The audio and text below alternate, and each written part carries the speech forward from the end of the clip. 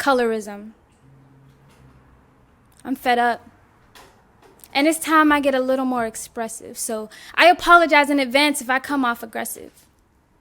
This unfortunate predicament that started back then has turned into a permanent problem that now resonates within. A problem that started as a matter of opinion but grew sadly into the exact definition.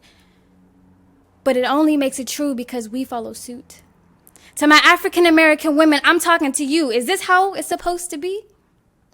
Letting the white man have power over us, telling us black girls how to define ourselves.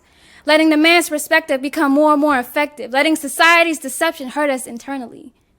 Letting the slavery infection poison our minds eternally. Letting the world divide us. We're letting them. Tell me, is this how it's supposed to be?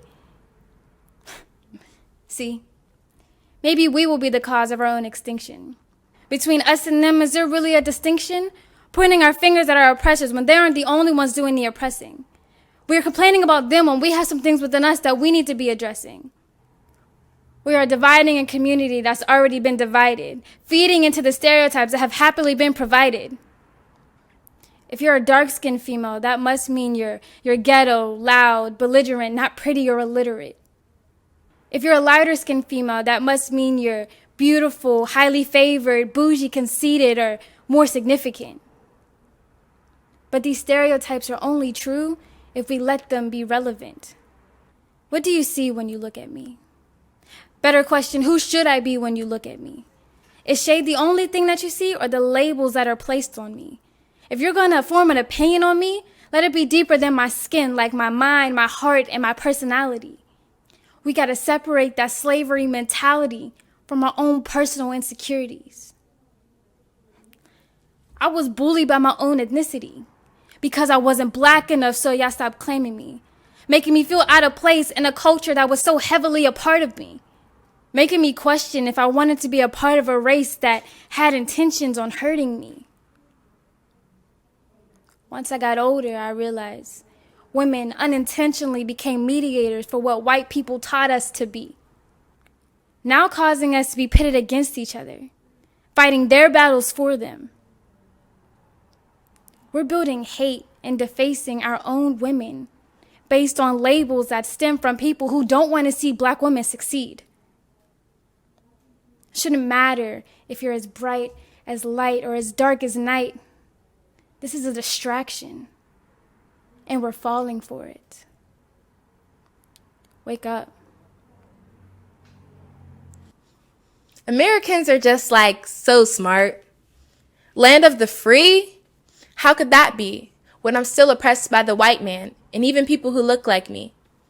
People who appear to be mothers, sisters, brothers, fathers, cousins, family.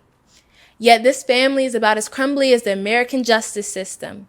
But how could I be mad at my people when it's just a system? Just a system that places us against one another in our race. Whiteness is the prize. They segregate us as if light skin and dark skin are any different. Lies. My people don't even realize. Blind.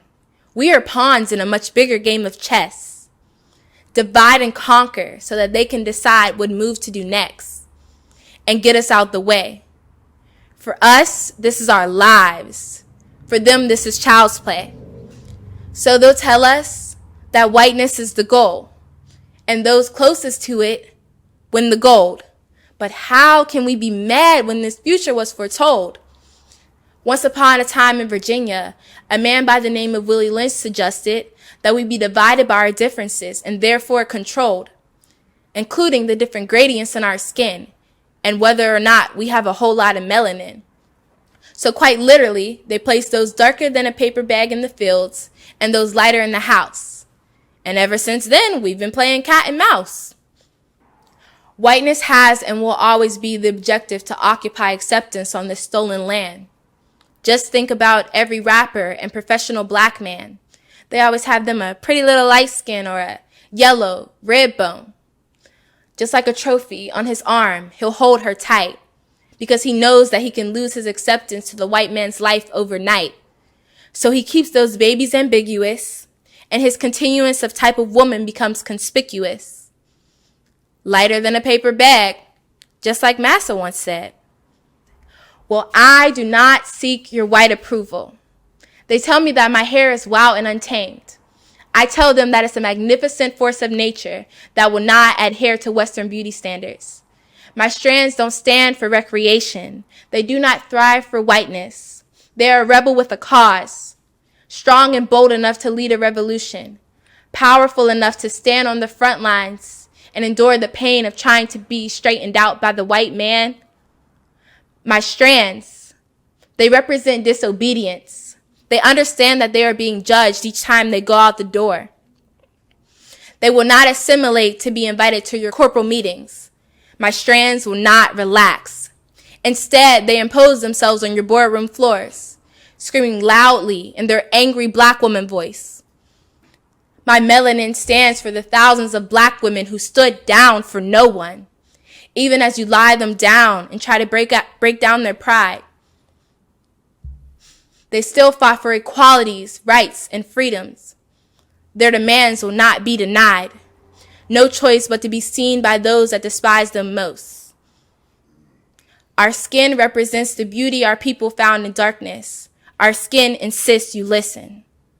The day my people realize that we are all the same and we stop placing blame and we come to know who our true enemies are, we will come to do what you fear most, what you've been fearing ever since you put us on those boats. We will break our chains and bind together and realize that light skin versus dark skin is just a contract of whiteness to keep us powerless.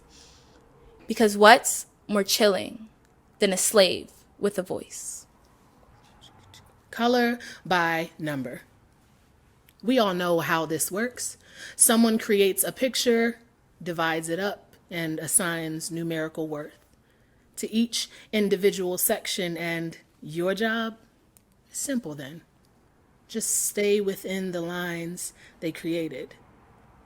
End up with a picture that's perfect to them. But what if I want a unicorn that's purple instead of pink? What if I want an orange turtle or a blue duck with a green beak? There's no room for individuals in this color by numbers game. You still think I'm talking ducks and unicorns. I'm talking skin. But the game's the same. Someone created this picture in their mind of division and shame. They assigned numerical value, then it was match, set, game. And here are the rules. Ones are usually dark-skinned with short and natural hair. Tens are light-skinned, maybe mixed a sprinkle of white in there. Sound familiar? If not, I'll make it plain for those of you coloring by number at home. The ones work out in the field, while the tens do the work in the home.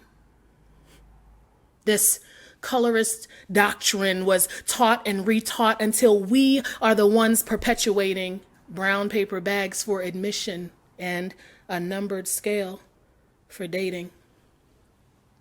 Every woman wants to be a 10 or a dime. Don't even notice we're reduced to numbers. And don't even think about coloring outside your lines or swiftly be reminded your blunder. See, ones stay in a one's place. And fives stay with the fives. But a 7 or 8 could be a 10 if she's got green, blue, gray, or hazel eyes. Tens, well, just call them Sarah Jane. They're happy to pass at the top. But who wouldn't be? And now I see we're complicit, and this has to stop. We are not numbers, not meant to be weighed on dishonest scales or scales at all. We are all of us shades of beautiful, shades of gorgeous, shades of magical.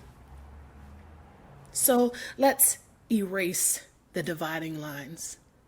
No one will do it for us. The time is now, and we are the ones to crash this game for good, 'cause I am not a number. And sis, you are not my competition. There's room for all of us in this game called life, so let me add to you. No more long division. I never thought I was pretty. I was the girl hoping for an overflow of the attention my light-skinned friend would win effortlessly. Hoping the fine guy whose eyes she caught brought at least an average friend who was looking for the same. I never believed I had what guys aimed to claim. My hair didn't have hang or swing or length. My eyes were not hazel or green. My skin not caramel or cream. My nose was large, wide. Now I had body for days, but the gaze it gained was only of my frame. Game-filled guys eyeing me up from head to toe, only holding conversations where eyes never rise higher than my breasts because my face didn't hold their interest. At best, only fit to hit in his sheets. I was never seen as girlfriend material. Dudes were always looking for a pretty light-skinned thing to swing on their arm. I was never the pretty friend. I blended into the background of average while she leads the way when we walk into a room, after flirting at the door to get us all in. When she gets the party invite from Mr. Personality, she starts off her RSVP with, "Can I bring a few friends?" It's me. I'm a few friends. Yes, I'm one of those few who knew not to look in my mailbox or hold my breath for my invite. But I was all right with tagging along. I took what I could get, not realizing yet I was worth so much more than glorified leftovers. That this had more to do with my complexion than my actual attractiveness. I was so much more, not less. Could dress, was tall and shapely, greatly talented, and a known scholar. But what I wasn't was light. Bright, yes, but browner than your average paper bag. Didn't have good hair or wear a long ponytail. None of the racial ambiguity America's assigned as the standard of beauty. Black girls weren't very magical back then. Or so it seemed. Till someone messed around and let me find my worth. Clued me into the richness of the cocoa of my skin, sprinkled in mahogany pixie dust. How my coils mystically grow skyward, drawing the strength from the sun, or embracing itself in locks reaching downward towards the richness of the soil. Soil black, like me. Held up a mirror so I could see black royalty who looks like me.